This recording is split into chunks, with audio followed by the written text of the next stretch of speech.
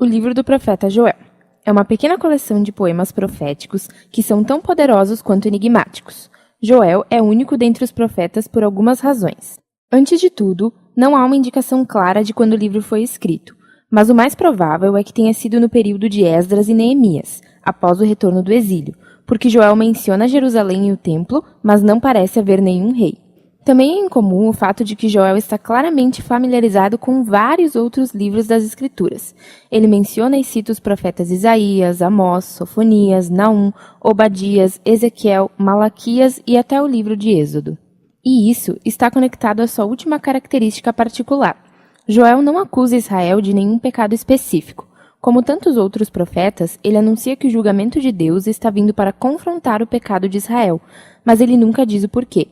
E isso provavelmente acontece porque Joel presume que, como ele, você já está lendo os outros profetas e já sabe tudo sobre a rebelião de Israel.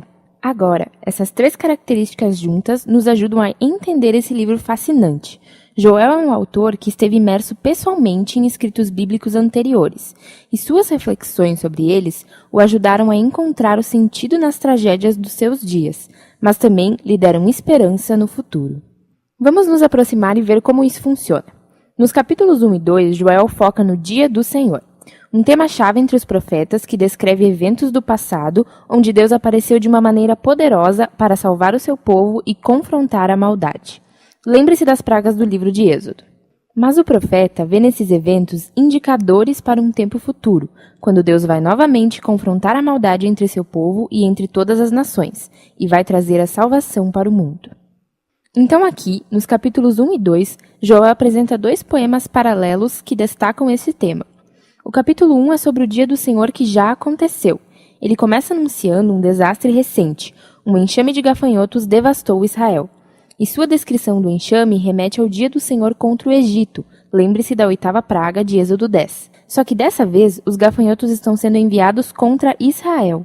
Então Joel clama aos anciãos e sacerdotes que guiem o povo ao arrependimento e oração, e se arrepende pessoalmente junto com todos os sacerdotes. O capítulo 2 segue a mesma linha, e tem a mesma estrutura poética e fluxo de pensamento. Joel anuncia um outro dia do Senhor, mas dessa vez no futuro e não no passado. É um desastre iminente que está chegando a Jerusalém. Ele começa descrevendo o que parece ser uma outra nuvem de gafanhotos, mas ele usa imagens militares. Os gafanhotos se tornam um exército de Deus, como uma cavalaria que está marchando e destruindo tudo por onde passa. O sol está escuro, a terra treme e Joel diz: "Como é grande o dia do Senhor! Como será terrível! Quem poderá suportá-lo?" E mais uma vez Joel chama o povo para a oração e o arrependimento, e explica como: rasgando seus corações e não suas vestes, e retornando ao seu Deus. Em outras palavras, Joel sabe que o arrependimento pode ser só um teatro que você encena para se livrar dos problemas. E ele diz que Deus não está interessado nisso. Ele quer uma mudança genuína para que seu povo abandone o egoísmo e a maldade. E agora Joel diz por que Israel deveria se arrepender. Porque Deus é misericordioso e compassivo, muito paciente e cheio de amor. Ele está citando o livro de Êxodo aqui, que fala do perdão de Deus depois do incidente do bezerro de ouro. E a partir dessa história, Joel percebe que a misericórdia e o amor de Deus são mais poderosos que sua ira e seu julgamento. Por fim, ele lidera os sacerdotes em atos de arrependimento e oração, pedindo a Deus que poupe o seu povo.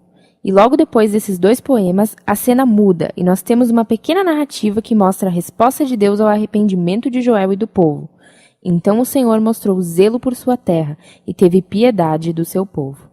Deus diz que vai reverter os efeitos devastadores desse dia do Senhor e transformá-lo de julgamento em salvação. Primeiro, ele vai derrotar os invasores que estão ameaçando seu povo, provavelmente os gafanhotos, e vai levá-los às suas próprias ruínas.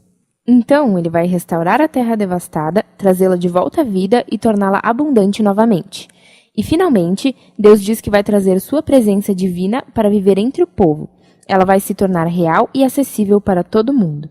E depois desse ponto, o poema conta uma história poderosa onde Joel leva Israel a ver como seu pecado os levou ao desastre e ao julgamento divino, mas que com o Deus da misericórdia sempre há uma esperança. E Joel vê em todos esses eventos passados uma imagem do futuro dia do Senhor. E nessa última seção do livro, Joel escreve 3 poemas que correspondem às 3 partes da resposta de Deus. Ele entrelaça imagens de outros livros proféticos, expandindo a imagem de esperança para toda a criação. Em primeiro lugar, a esperança da presença de Deus entre o seu povo é expandida para a promessa de que no futuro, o próprio Espírito de Deus, sua presença pessoal de vida, vai encher não apenas o templo, mas todo o seu povo. E aqui Joel se baseia nas promessas de Isaías, Jeremias e Ezequiel de que o Espírito de Deus vai transformar e capacitar o seu povo para que eles possam verdadeiramente amar e seguir a Deus. Então, Joel fala da promessa de Deus de confrontar os invasores que os estão ameaçando. E Joel vê nesses gafanhotos destruidores uma semelhança com as nações arrogantes e violentas de seus próprios dias, que destroem e oprimem as pessoas.